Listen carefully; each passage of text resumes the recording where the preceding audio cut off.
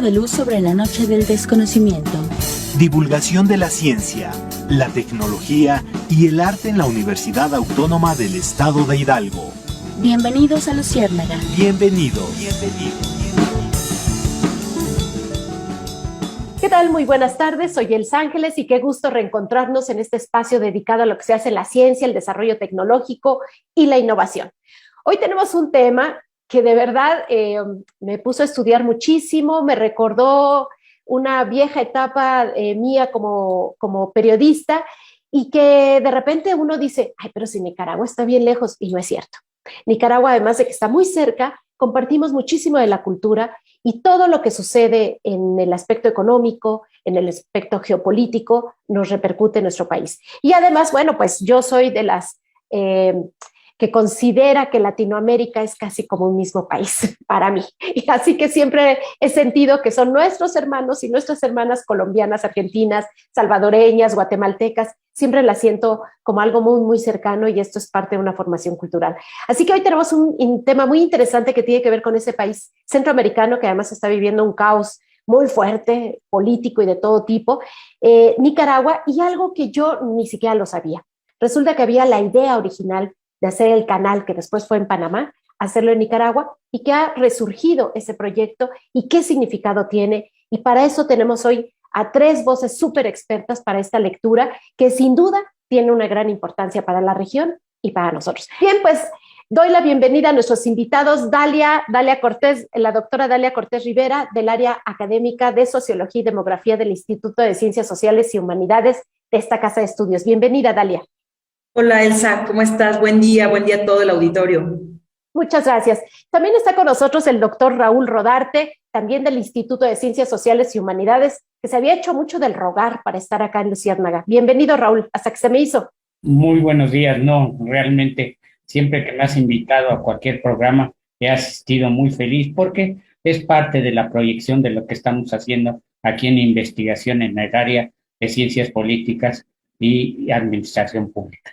Muchísimas gracias, Raúl, y bienvenido. Y también está con nosotros el doctor José Alfredo Agudo García. Él es recién egresado del programa del doctorado en Ciencias Sociales y es el autor de esta tesis de investigación bastante impactante. Bienvenido, José Alfredo.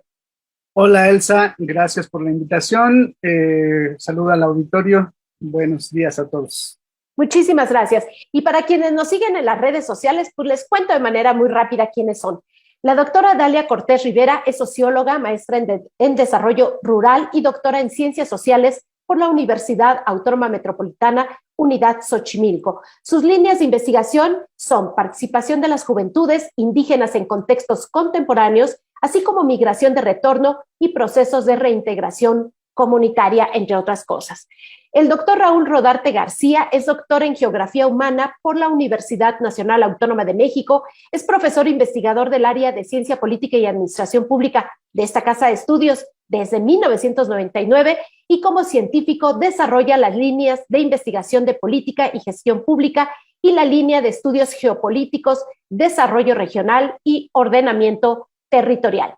Y por último, José Alfredo, bueno, pues es licenciado en Historia y Sociedad Contemporánea por la Universidad Autónoma de la Ciudad de México, maestro en Estudios Latinoamericanos por la Universidad Nacional Autónoma de México y doctor en Ciencias Sociales por esta Casa de Estudios. Ha realizado importantes estancias de investigación internacionales en Nicaragua, Costa Rica, El Salvador y también estuvo en la Universidad Centroamericana que tiene su sede en Managua. Fue becario del Programa de Apoyo a Jóvenes Investigadores en el Instituto Nacional de Estudios Históricos de las Revoluciones de México, ni más ni menos, un centro muy importante, y recién fue aceptado para otra estancia postdoctoral en el Instituto Mexicano de Tecnologías del Agua en un proyecto sobre la cuenca del río Atoyac. Sus líneas de investigación giran en torno a la geopolítica mesoamericana. Así que bueno, pues ellos son nuestros invitados, bienvenidos. Y ahora, Alfredo, pues tenemos un tema contigo muy importante, muy singular, y me gustaría que primero nos hablas del contexto histórico. Es decir, cuéntanos del Canal de Panamá, cuéntanos qué tenía que ver Nicaragua en todo ello y qué pasó ahí de manera muy breve. Bueno, voy a tratar de ser breve, aunque es muy extenso. La importancia de hacer un canal nace con el mismo contacto de los europeos en Centroamérica. Los primeros que llegan son Gil Díaz de Ávila, este, ¿cómo se llama el que se queda en Colombia? Bueno, no recuerdo. No, Córdoba, Hernández de Córdoba. Hernández de Córdoba, Pedrarias, son los primeros que llegan, los primeros españoles que llegan con ejército a hacer incursiones militares a Centroamérica. Y en estas incursiones militares se encuentran muy rápidamente la posibilidad de cruzar al otro lado. Incluso Hernández de Córdoba hace ahí un gesto escenográfico, o bueno, todos le atribuyen un gesto escenográfico cuando llega al otro océano en Panamá y mete los pies y saca una bandera de su religión católica, la entierra y lo declara como el paso de los dos mares que pertenece a Dios y a España para toda la eternidad. Eso es lo que hace Hernández de Córdoba en esa escenografía que monta ahí en esa. Sí, y a partir de entonces todos empiezan a buscar ese paso, el paso navegable, porque lógicamente transitar a pie por el terreno es mucho más difícil que transitar navegando. Es tropical, muy tropical, ¿no? Muy selvático casi. Exactamente, y empiezan a buscar un paso. Esta búsqueda la narra muy bien este señor poeta nicaragüense que murió hace poco, Ernesto Cardenal, en su libro El Estrecho Dudoso. Narra cómo todos los diferentes ejércitos de conquistadores fueron buscando el Estrecho Dudoso, lo que le llamaban era el Estrecho Dudoso porque dudaban que existiera un paso interoceánico. Después, un poco tiempo después, Pedrarias se establece en Nicaragua, en la costa pacífica de Nicaragua. Y él es el que explora detalladamente el río San Juan, que es el río que conecta en Nicaragua, conecta desde el Caribe, desde el Mar Caribe hasta el lago Cocibolca, que, bueno, como decías hace un momento, Nicaragua está mucho más cerca de lo que pensamos. Cocibolca es la advocación nicaragüense de Quetzalcóatl. Es náhuatl y es la advocación nicaragüense de Quetzalcóatl y así se llama el lago, ¿no? Entonces, el anáhuac, Nicaragua significa Nic Anáhuac. Hasta aquí llega el anáhuac. Es una migración náhuatl que se va hasta allá y hasta ahí llega, y Nicaragua significa Nic Anáhuac. Hasta aquí llega el anáhuac. Y bueno, está mucho más cerca de lo que pensamos, ¿no? Entonces, Pedrarias manda a explorar el río, y Pedrarias es el primero que presenta una propuesta para hacer un canal, navegando el río, llegar al lago y luego abrir una parte que es muy pequeña, son 20 kilómetros de tierra entre el lago Cocibolca y el Océano Pacífico. El problema es que el río es demasiado grande, demasiado torrencial, tiene demasiada piedra, entonces nunca puede ser navegable. Lo intentan muchas veces y nunca puede ser navegable. Y bueno, ese es el empeño. Una vez que España se establece, Inglaterra intenta apoderarse de la zona del río. Y entonces Inglaterra invade lo que le llaman la costa de los Misquitos. Hace una alianza, es una alianza muy rara entre poblaciones indígenas misquitas, negros esclavos traídos de África y asentados ahí, y con un gobierno inglés de la corona. Y la intención es apoderarse del río San Juan y del lago para hacer el paso interoceánico. Entonces, 200 años la disputa se da entre España e Inglaterra por ver quién hace el paso interoceánico. Ninguno lo logra. Después vienen las independencias de América Latina, y tras las independencias de América Latina lo que sucede es que todas las potencias intentan con los gobiernos locales hacer un acuerdo para hacer el paso interoceánico. Inglaterra, por ejemplo, hace un acuerdo con el gobierno, con el primer gobierno nicaragüense, porque bueno, después de la independencia de Nicaragua hay un periodo pequeño en que son la República Centroamericana, que son, no sé, 15 años aproximadamente, donde todos los países de Centroamérica están unidos. Pues todas las potencias sabotean en la unión de los países centroamericanos porque es más conveniente tenerlos aislados y débiles. Para poder negociar esa parte. Para poder negociar muchas cosas, ¿no? Para poder negociar no solo el canal, muchas cosas, pero entre ellas el canal. Y los ingleses todavía permanecen ahí queriendo hacer el canal. Hay un momento en que Estados Unidos, a mediados del siglo XIX, hacia la segunda mitad del siglo XIX, en que Estados Unidos hace un tratado con Inglaterra de que si hacen un canal, este tratado se llama Clayton-Bulwer.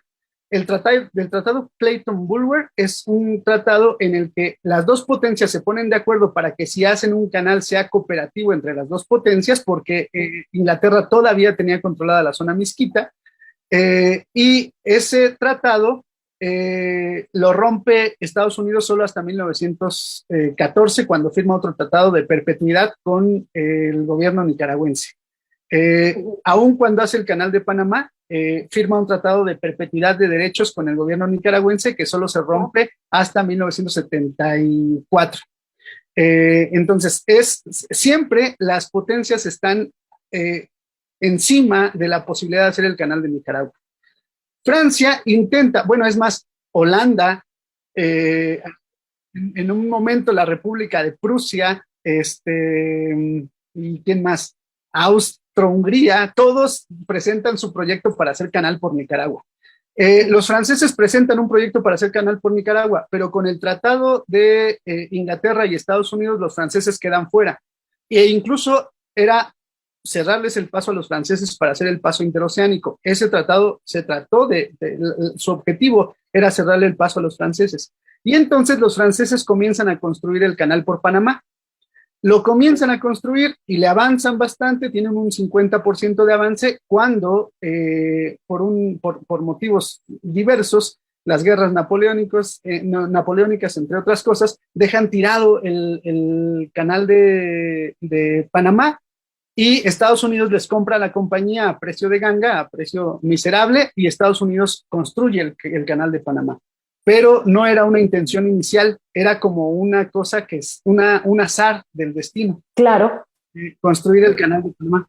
Y el canal de Panamá se construye a principios de la Primera Guerra Mundial, 1914. Es territorio estadounidense durante muchísimos años, hasta 1977 me parece que comienzan las negociaciones, y es hasta la década de los 90 que logran que Panamá vuelva a ser dueña de todo ese territorio del canal, ¿no? Sí, y hay que señalar una cosa más aquí, que Panamá no existía como país.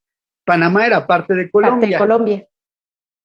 Estados Unidos promueve un movimiento de independencia en 1902-1903 para que Panamá se independice y poder hacer un tratado con Panamá independiente pero débil, para el canal interoceánico, y donde Estados Unidos puede hacer su santa voluntad.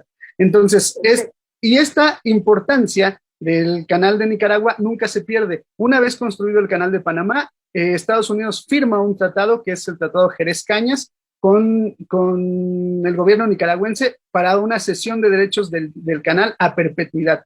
Muy bien, pues vamos a regresar con ese tema, Alfredo. Dame oportunidad de irnos a un corte porque ya tenemos el tiempo encima, pero no se desconecten. Este tema, de verdad, no está lejos ni de México y puede impactar a toda Latinoamérica. Así que vamos a seguir con el tema, no se desconecten, vamos a un corte y regresamos. Continuamos con Luciérnaga. Un bicho de luz sobre la noche del desconocimiento. Bien, pues ya estamos de vuelta en el segundo bloque de Luciérnaga del día de hoy, con un tema, Nicaragua y la idea de un canal interoceánico que prácticamente no se ha soltado esa idea desde el año 1500 y pico, ¿no? Finales de 1500 y pico, es decir, cuando estaban conquistando y colonizando al continente americano. Así que bueno, en la primera parte, este es un tema de tesis mucho más largo, ahorita le vamos a dar el tema completo, cómo se titula la tesis, pero es una tesis del doctor José Alfredo Agudo García. Él es egresado del doctorado en Ciencias Sociales que ofrece la Universidad Autónoma del Estado de Hidalgo. Y algo muy interesante, esta tesis fue bajo una codirección, una colaboración que es muy importante, bueno, porque pues hay que recordar que la ciencia no tiene fronteras y que la ciencia se hace en colaboración y no en solitario ahí metidos en un cubículo a ver qué ideas se me ocurren.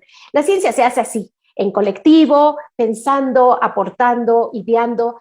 aportando sobre todo también muchas experiencias. Y entonces esta tesis tiene una colaboración importante con un doctor que, bueno, pues yo en lo personal admiro muchísimo, John Saxe Fernández de la Universidad Nacional Autónoma de México. Me tocó leerlo cuando yo pasé por la Facultad de Ciencias Políticas y Sociales y en colaboración con el doctor Raúl Rodarte. Así que, Raúl, primero me gustaría que partieras, que nos contaras esta colaboración y cómo fue el trabajo de codirección entre ustedes dos y el punto de partida teórico para esta revisión que hace, una revisión histórica que hace José Alfredo, pero que lo hace también desde una mirada de la geopolítica actual y qué es la importancia de este trabajo de investigación. Muchas gracias, Elsa. Mira, realmente fue muy fácil el trabajo de colaboración. ¿Por qué? Porque principalmente coincidíamos en la perspectiva metodológica y teórica que tenía que desarrollarse este trabajo. Hoy que la derecha nos espanta con el comunismo y que el presidente de México habló de neoliberalismo en la UNAM, hay que reconocer también que el marxismo, a pesar de que se ha bloqueado en muchas universidades, muchos por sus intereses individuales lo han querido olvidar, es la única fuente para poder abordar estos temas de las relaciones internacionales. Una forma de mirar la realidad, ¿no, Raúl? De mirarla y analizarla. Exacto. En ese sentido, es la única que permite vislumbrar esas relaciones desiguales entre los diferentes imperios y todas sus zonas de dominio o de intervención. En este sentido, casi toda la bibliografía que le recomendamos a Alfredo, muchas veces Alfredo ya la había consultado. Entonces, pues eso nos facilitó demasiado el trabajo. Y en este sentido, le pudimos dar una orientación más clara.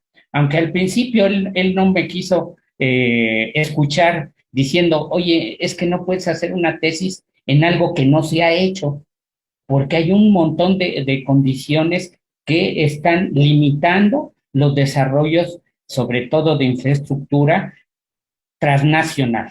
Es decir, porque no existe el canal, Raúl. No ¿A eso te referías? Exactamente, no existe el canal. En ese sentido, bueno, después de 2 o 3 años, porque él estaba seguro, dice, Nicaragua ya financió la obra y China está dispuesto, ¿no? Que ese es el otro tema. Entonces, ahí estaba realmente lo interesante de la investigación. ¿Por qué China quería hacer un canal en Nicaragua?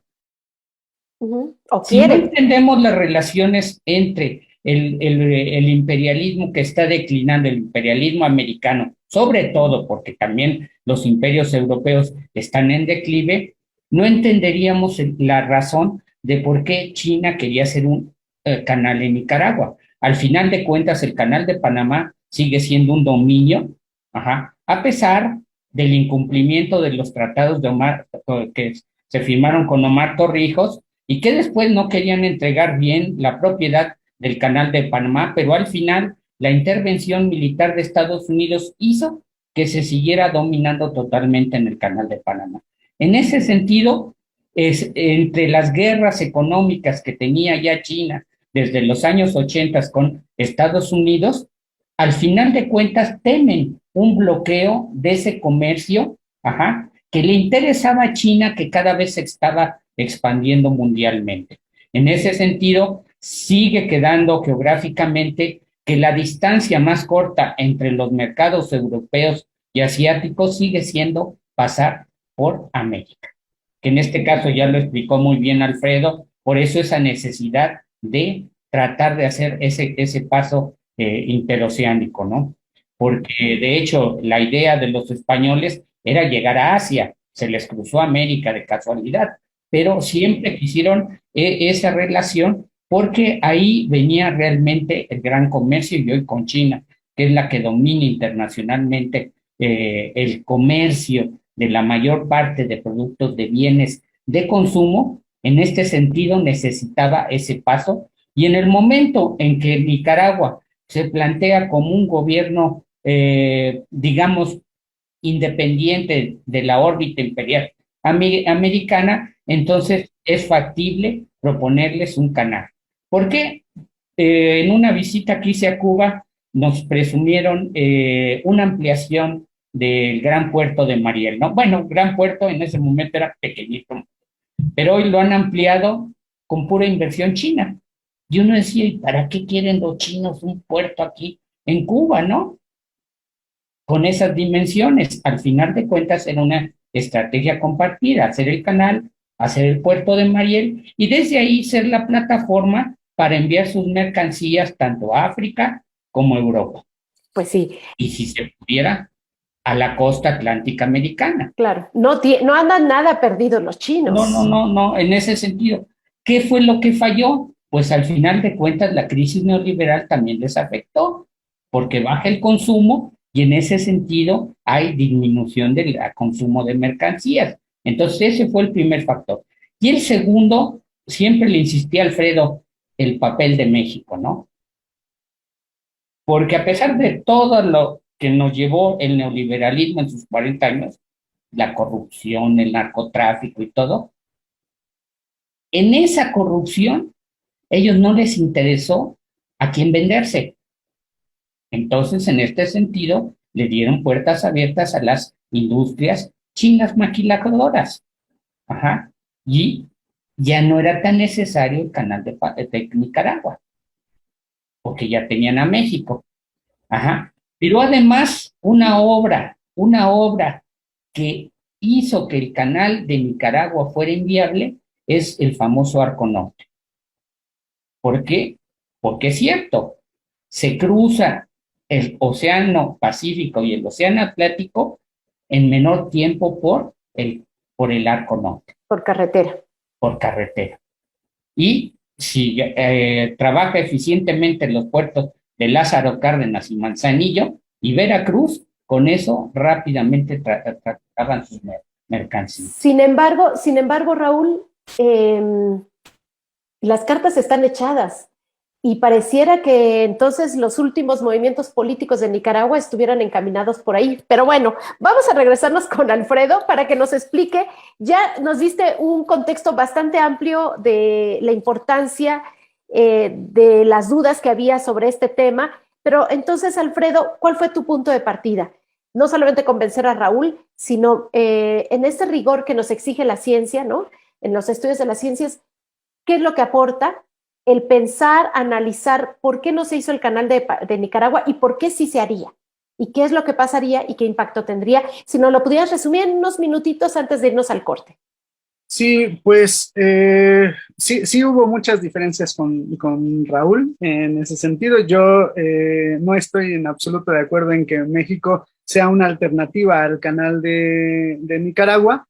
El paso marítimo siempre es preferible al paso terrestre y creo que bueno, ahí podríamos seguir el debate eternamente. Muy interesante. Muy interesante. Pero la cuestión es que en el caso de Nicaragua, lo que yo había encontrado haciendo una tesis anterior sobre la revolución sandinista era que cada acontecimiento político de relevancia en Nicaragua estaba vinculado directa o indirectamente al canal. Golpes de Estado, intervenciones militares, no sé, procesos políticos de manifestación, cualquier acontecimiento de relevancia en la historia de Nicaragua está vinculada de una o de otra manera al canal. La idea del canal es como el estigma que tiene pegado Nicaragua y que no se quita de ninguna manera, no se lo quita, no se lo ha quitado en siglos. Y entonces la apuesta del Frente Sandinista fue, este estigma no se va a quitar, lo tenemos que hacer los sandinistas, ¿no? No se va a borrar el estigma. Lo va a hacer alguien. Si no lo hacemos nosotros con China, lo va a hacer Estados Unidos con la derecha. Así es. Y bueno, no estás hablando de una cosa menor porque Nicaragua, ni El Salvador, ni México siquiera a lo mejor tendríamos los recursos económicos y tecnológicos para hacer un canal, que no es cualquier cosa, ¿no? Cuando uno recorre la historia de la obra de Panamá, bueno, es impresionante la ingeniería, mover piedras, meterte al fondo del mar, todo eso que significa. Pero el juego geopolítico de que si sea China contra la potencia que tiene ahí su pie en Panamá, Estados Unidos, sobre ese canal, nos coloca como en medio de una guerra comercial, política bastante interesante, no a solo a México, sino a toda la región, y me parece que ese es uno de los plus que tiene esta tesis. Y si me hicieras favor, antes de que nos fuéramos a corte, nada más darnos el nombre completo de tu tesis, porque está muy larga, pero que puede uno entender cuáles son todos los elementos que metiste en esta receta, Alfredo. El nombre completo, no sé si lo recuerdo porque ya no lo he visto. Es, déjame ver, no es más, lo voy a consultar porque no lo recuerdo. Nicaragua y el sistema mundo moderno. Geopolítica, imperialismo y disputas por la hegemonía en torno a la idea de un paso interoceánico por Nicaragua, desde la búsqueda del estrecho rugoso hasta el proyecto de canal de HKND, que es la empresa china, y el gobierno sandinista. Ahí está. Ese es todo el tema. Imagínense todos los elementos. Espero que nos dé tiempo de poder hablar de todos ellos. Pero vamos a un corte y regresando vamos a hablar con Dalia Cortés, sobre todo porque con Dalia me gustaría mucho este análisis de un cuerpo académico que está formado allí en su área, en el Instituto de Ciencias Sociales y Humanidades, que ve los tiempos, los problemas sociales de la modernidad. Algo así es el nombre del cuerpo académico, Dalia. Y me gustaría mucho cuál es esa mirada desde la tuya, pues desde este cuerpo académico, sobre un tema que aunque no exista el canal, parece que es el fantasma que persigue todas las decisiones políticas de una región. Vamos a un corte y regresamos. Continuamos con Luciérnaga. Un bicho de luz sobre la noche del desconocimiento. Bien, pues ya estamos de vuelta en este tercer bloque de Luciérnaga con el tema Nicaragua y la idea de un canal interoceánico que después de tantos siglos, pues ahí sigue de la mano, ahí está pendiente, y sobre todo su autor, José Alfredo Agudo García, quien con este trabajo de investigación logró el grado de doctorado en esta universidad, en el doctorado en Ciencias Sociales, pues dice, es como ese fantasma que impacta, determina y genera todo el conflicto alrededor de este país y por supuesto nos impacta de alguna manera a toda América Latina, incluyendo también al norte, ¿no? Estados Unidos y Canadá. Y están con nosotros también el doctor Raúl Rodarte, quien fue codirector junto con el doctor John Saxe Fernández de la UNAM y la doctora Dalia Cortés Rivera, quien fue lectora de este trabajo. Y me gustaría ahora empezar este bloque con Dalia. Dalia, tú perteneces a un cuerpo académico que se llama Problemas Sociales de la Modernidad. Este tema se incrusta en esta mirada. ¿Cómo lo ves tú? ¿Cuál fue tu aportación? Que Alfredo Agudo me dice que fue muy importante, tu aportación en este proyecto de investigación. Ya, pues les voy a platicar cómo estuvo la cosa. Pues de entrada a mí me dio mucho gusto y uno siempre agradece que los estudiantes tengan esa libertad también de elegirnos. Y creo que el posgrado, el doctorado en Ciencias Sociales, creo que también siempre ha estado como muy consciente y como muy respetuoso de la elección de los estudiantes. Entonces, pues yo, bien, gracias, porque Alfredo me dijo, oye, Dalia, ¿qué onda, le entras? Quiero que seas mi lectora. Y yo dije, claro, ¿no? El proceso, como en todas las tesis, pues uno trata de hacer pues una lectura siempre crítica, ciertamente. Y Alfredo me acuerdo que me invitó porque pues quería como, me parece esta lectura más un poco metodológica, de coherencia, etcétera. Y al final pues uno se articula también en la temática. Y entonces creo que primero he de decir, y no porque le eche flores, la verdad es que en algún momento le hice críticas de coherencia fuertes, porque además cuando uno está construyendo las tesis, pues uno no es un proceso lineal, ciertamente. No, claro, de repente te pierdes, ¿no? Claro, y a veces nos entregan partes, una parte media completa, una parte media más definida que la otra, y pues uno hace lecturas en función de eso, ciertamente. Entonces, bien por todo, pero al final, y he de decir que fue una de las tesis que más me ha enseñado, Alfredo escribe muy, muy bien, sabe un montón de historia. Es que es historiador. Pero además, te voy a decir una cosa, y a lo mejor no me lo estoy preguntando, pero lo voy a decir. Uh-huh. Creo que esta tesis de Alfredo, además, siembra es una de las pocas tesis que se hace que se hace en el doctorado en Ciencias Sociales, que tenga una amplitud tan grande. ¿A qué me refiero con esto? La perspectiva de análisis. El hecho de pensar las relaciones geopolíticas, el hecho de pensar en las disputas, el hecho de pensar en el sistema global, el hecho de pensar en las contrafuerzas, también en las contrafuerzas no solamente a nivel de Estado, sino a nivel también de estas formas de organización, de resistencias, aunque ya se le terminó el tiempo en la tesis, pero también nos habló de eso. Y entonces ya esta tesis ya no habló solamente de las problemáticas hidalguenses, que por supuesto son fundamentales, pero el hecho de mirar desde otra más perspectiva, allá.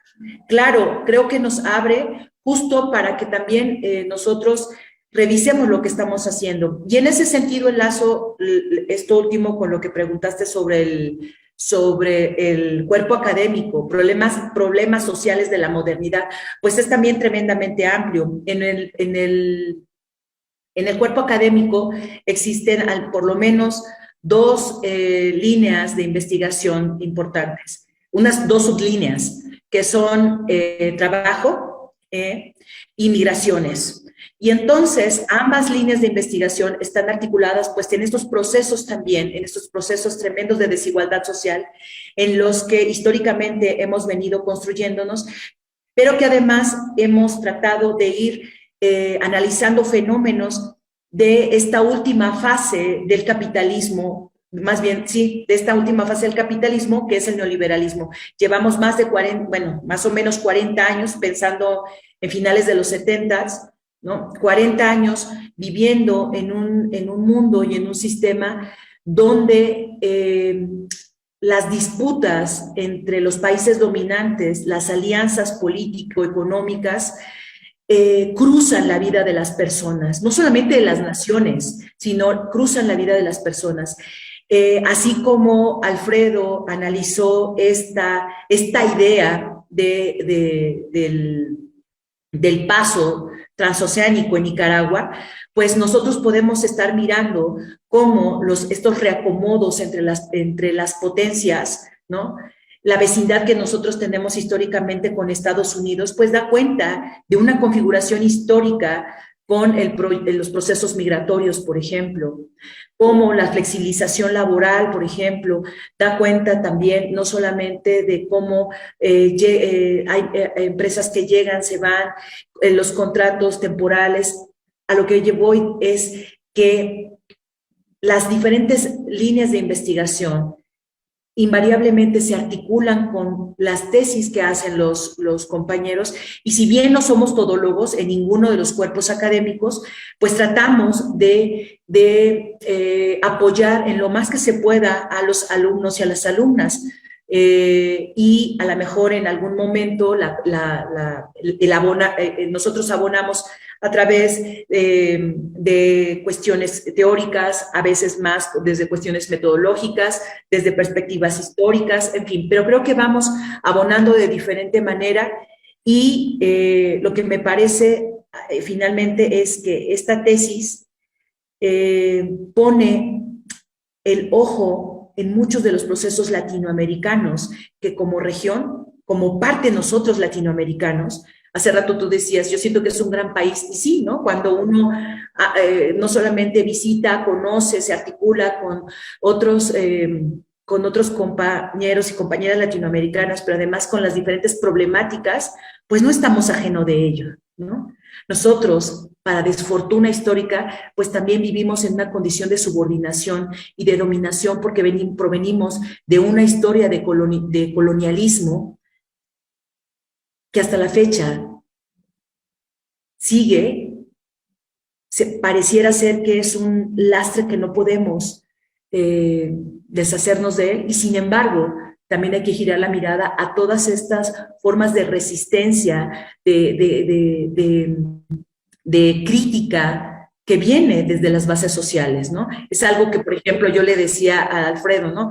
Alfredo, es que él hizo un ejercicio genial, me parece, de autoetnografía, y lo interesante también es ir captando estas voces de resistencia, porque parece ser que el sistema capitalista es avasallante, y sí lo es, pero también hay muchas formas de resistencia que nos están enseñando también que hay alternativas a estas formas.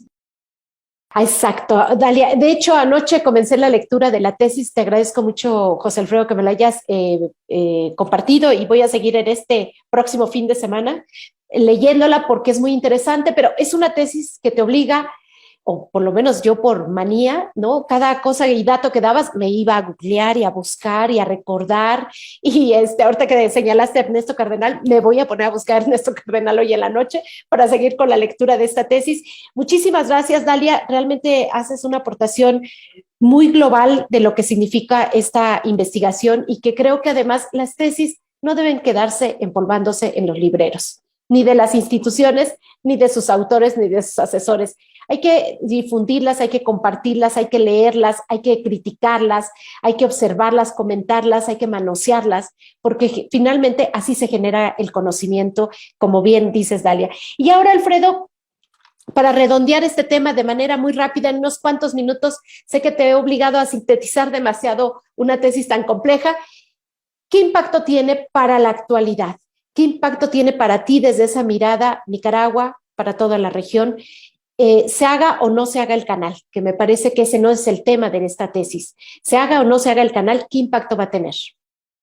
Bueno, mira, cuando a Mao le preguntaron, a Mao Zedong le preguntaron qué opinión tenía de la Revolución Francesa, Mao Zedong contestó, es muy pronto para dar una opinión.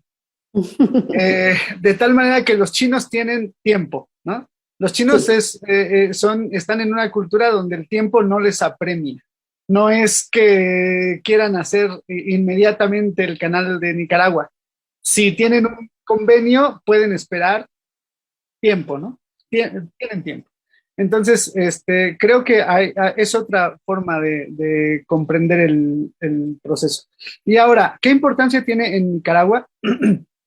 Bueno, pues en Nicaragua, en el siglo XX, como ya les decía, Estados Unidos firmó un convenio de cesión de derechos a perpetuidad para el canal. Y ese convenio lo deshizo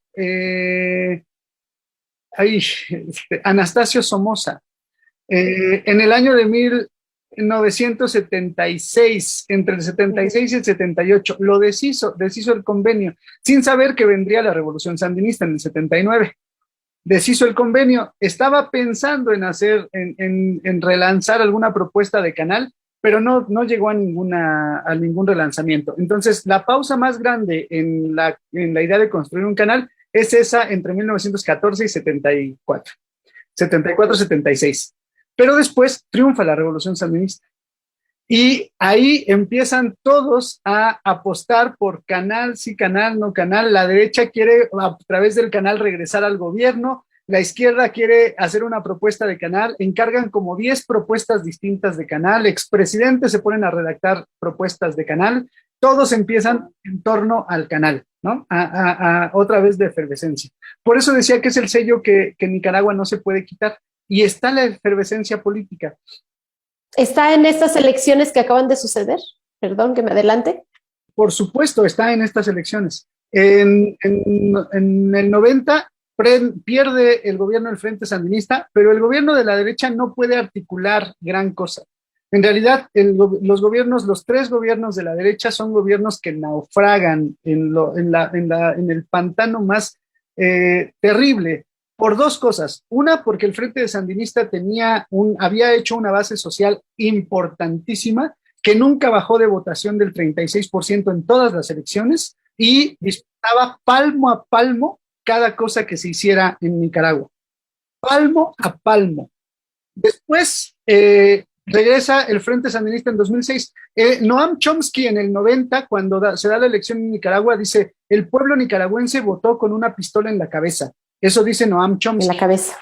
Exactamente. Si no votaban por la derecha, les disparaban. O sea, la intervención estadounidense era tal que si no votaban por la derecha, los muertos iban a seguir e incluso a incrementar. Las tres elecciones de la derecha fueron bajo coerción estadounidense y en las tres elecciones el Frente Sandinista nunca bajó del 36% de votación cuando los gobiernos latinoamericanos ganaban con menos del 20% de votación, ¿no? Entonces Nicaragua tenía una sociedad activa, movilizada de izquierda. Nicaragua, además, durante el primer gobierno de Nicaragua hizo cosas espectaculares, realmente espectaculares. Fue el miembro más importante de los países no alineados, le ganó una demanda a Estados Unidos, una demanda por sabotaje. La única demanda que le han ganado al gobierno de Estados Unidos en La Haya lo hizo Nicaragua. No sé, una cantidad impresionante de cosas, ¿no? Y después, en 2006, cuando regresa el Frente Sandinista, regresa también, bueno, regresa con un gran empuje social, pero también regresa con la idea del canal. Y dice, estos gobiernos son para el canal. Y entonces empiezan a ofrecer la posibilidad de hacer un canal. Para ese entonces, Venezuela apoyó mucho a Nicaragua, incluso se hizo la organización económica que se llama Albaniza, que era ALBA, Nicaragua, Sociedad Anónima. Sí, el ALBA, Nicaragua, Sociedad Anónima. La Albaniza, y esa fue la que empezó a hacer la infraestructura en Nicaragua. Nicaragua empezó a crecer a partir de 2006 a tasas que le llamaban en ese entonces tasas chinas, del 6%, su Producto Interno Bruto. Y de ahí siguió creciendo. Y entonces en 2008 se presenta una nueva propuesta de canal, no se delinea bien hasta 2012, en 2012 se presenta por escrito y ya se abre a todo el mundo una nueva propuesta que es de la empresa HKND, es Hong Kong de Nicaraguan Development, esa es la empresa. Y se presenta en 2012 el proyecto terminado. Un proyecto que tiene el estudio de impacto ambiental y social más importante que he visto en cualquier otro proyecto. Es un impacto ambiental y social muy completo. Tiene 1,600 hojas. Órale, habría que revisarlo. Sí, está en internet. Claro, dame oportunidad de irnos a un corte porque ya tenemos el tiempo encima y regresamos en este último bloque en donde me gustaría que llegaras a cuestiones más concluyentes sobre esta importancia. Claro, la revisión que acabas de hacer sobre este proceso es muy, muy interesante porque, bueno, lo que sucedió apenas en las elecciones en este mes de noviembre con Nicaragua, sin duda han generado ahí una confrontación muy fuerte de opinión, ¿no? Y México ha tenido que tener una postura diplomática muy firme de no intervención de lo que sucede en Nicaragua. Así que bueno, todo eso impacta, todo lo que tú has analizado, te lo agradezco. Vámonos a un corte y regresamos con las conclusiones de esta mesa. Gracias. Continuamos con Luciérnaga. Un bicho de luz sobre la noche del desconocimiento. Bien, pues ya estamos en el último bloque de este Luciérnaga, un tema interesantísimo, Nicaragua y ese fantasma de una idea, de un canal interoceánico que ha movido mucho la geopolítica de la región. Alfredo, ¿con qué podrías cerrar, dar conclusiones sobre este trabajo de investigación que hiciste para egresar del doctorado en Ciencias Sociales? Bueno, yo decía hace un momento que el proyecto chino comenzó a verse con mayor relevancia y a partir de que el proyecto chino fue tomando importancia, incluso se hicieron leyes para acomodar todas las leyes de Nicaragua, todo el marco jurídico de Nicaragua al canal. Esas leyes se hicieron en 2014. A partir de entonces comenzó una intervención estadounidense en Nicaragua. Y la intervención estadounidense se da no precisamente con, algo que podríamos llamar derecha, pero no una derecha tradicional, sino una derecha de todos los cuadros que se salieron del Frente Sandinista en 1994, cuando hubo una ruptura entre el ala popular y el ala y un ala de clase mediera del Frente Sandinista.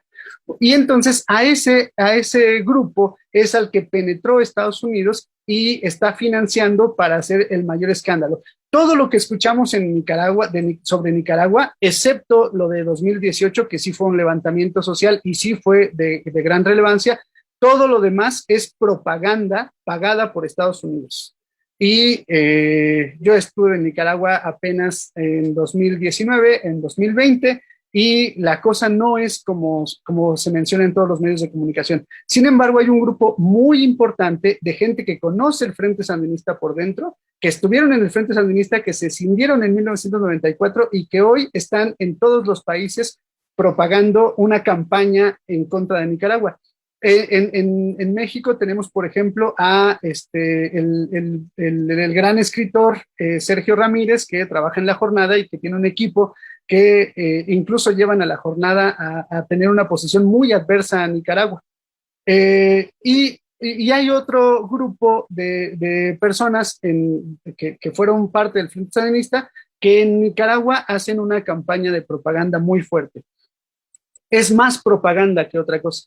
Pero bueno, ahí está la cuestión, la apuesta. La apuesta de Estados Unidos últimamente ha sido penetrar por esa vía, no tienen otra vía más que esa. Incluso partidos de derecha se deslindan en algún momento de Estados Unidos y participan en las elecciones, como por ejemplo en las últimas elecciones, y todo parece indicar que el Frente Sandinista no va a perder el gobierno.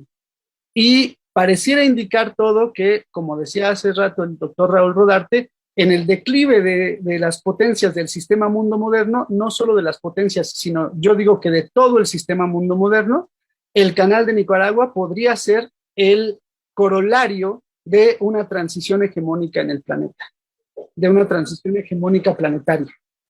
Una conclusión fuerte. Estamos en una situación, no cualquier situación. Claro.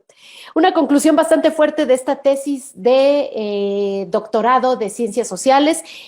Dejas muchos temas en el tintero, Alfredo. Yo los invito a que vuelvan a saltar estos micrófonos porque me parece que hay todavía mucho más para un análisis muy, muy actual.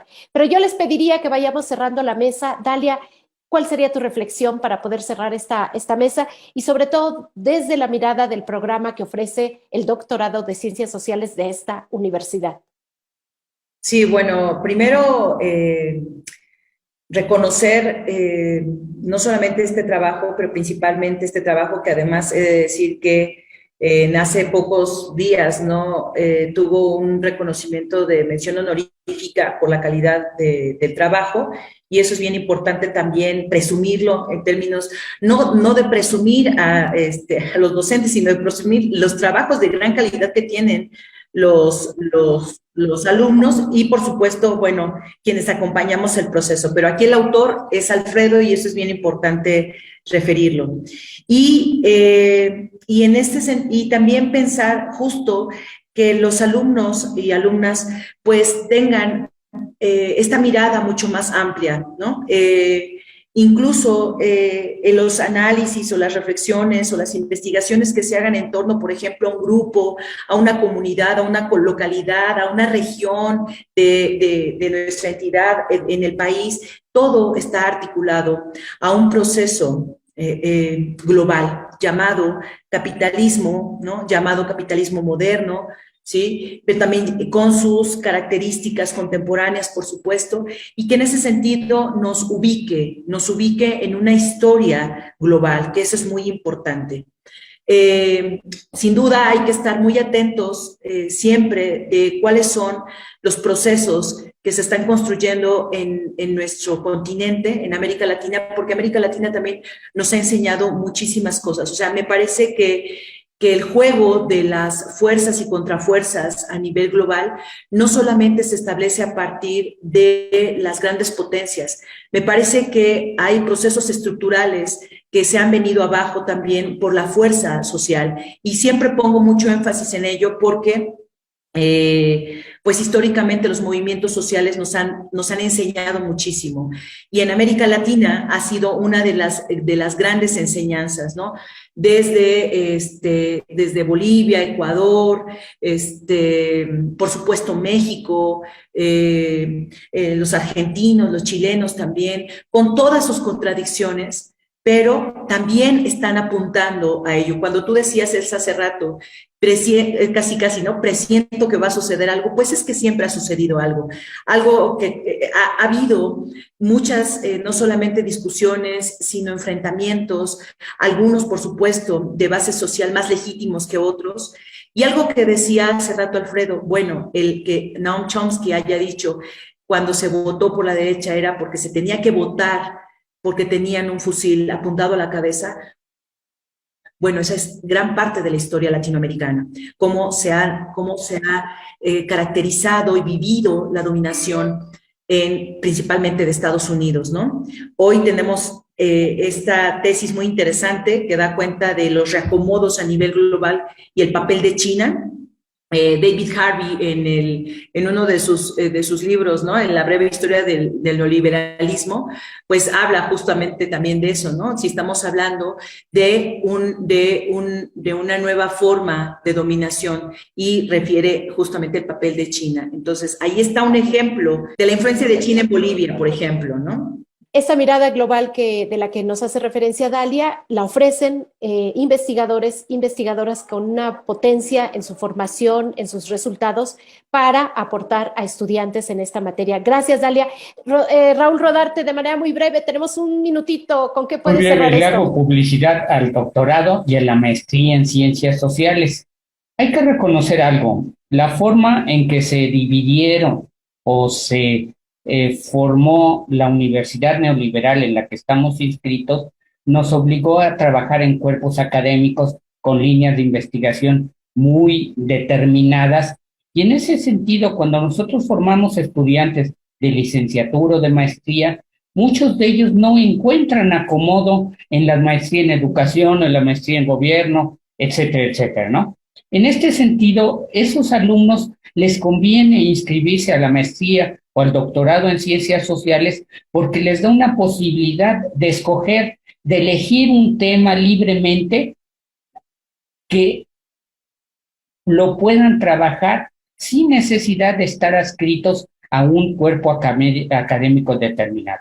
Hay que recordar que la maestría y el doctorado en ciencias sociales se forma a partir de todos los académicos del instituto. Ojalá todos se integraran a ello para que tuviéramos así una diversidad de temas y que los muchachos que no ven o no se encuadran en su área académica tengan la posibilidad de hacer su doctorado o su maestría en esto que es ciencias sociales. Y pues Alfredo es un buen ejemplo de la calidad con que pueden salir los alumnos de estos dos programas de formación.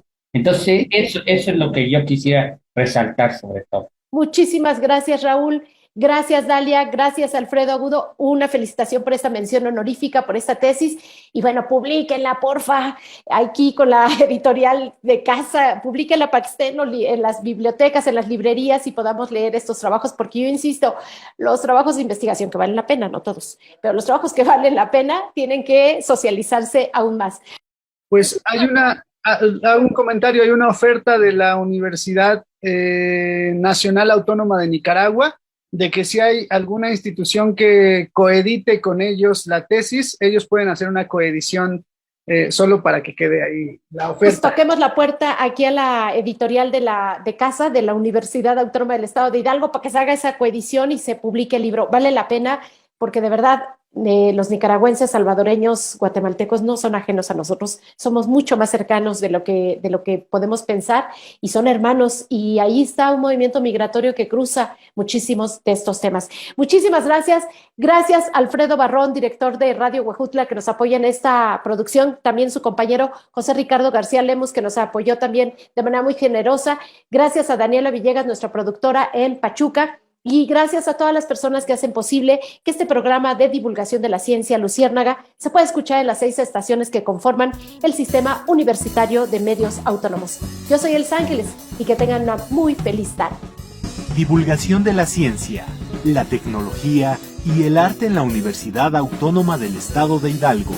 Entrevistas, información, actividades institucionales en materia de investigación. Te esperamos el próximo martes a las 12 horas. Luciérnaga. Luciérnaga. Luciérnaga.